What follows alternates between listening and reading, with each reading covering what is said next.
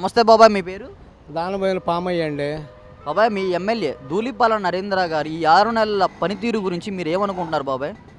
ఈ 6 నెలల పనితీరు అంటే మరి నేను చెప్పక్కర్లేదు. మాది నియోజకవర్గం ఎన్ని ఓట్లయింది నాకు తెలీదు. మా నియోజకవర్గంలో ఓట్లు వేసిన వాళ్ళు అందరూ చెప్పినట్లేను, నేను చెప్పినా చెప్పకపోయినా పనితీరు ఈ 6 నెలలు చక్కగా ఉంది. అంతకుముందల గత ప్రభుత్వం కన్నా అంతకుముందల 5 సంవత్సరాలు బాగుంది. 77 ఏళ్ళైంది స్వాతంత్రం వచ్చి. 77 ఏళ్ల పరిపాలనలో గత 5 సంవత్సరాల్లో కొంచెం అరాచక పరిపాలన అయింది.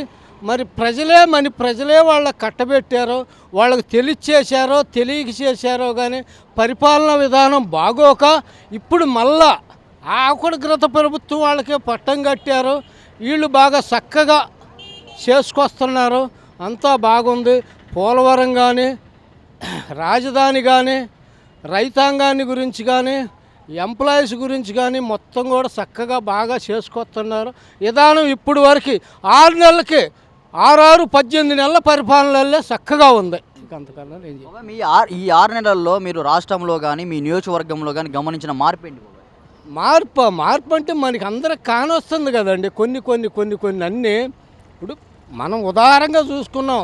నా ఒక్కడికి కాదు, నీ ఒక్కళ్ళకి కాదు, అసలు అందరికీ పరిపాలనా విధానం ఏందో రాజధాని గురించి, పోలవరాన్ని గురించి అర్థమవుతుంది, చెప్పక్కర్లా.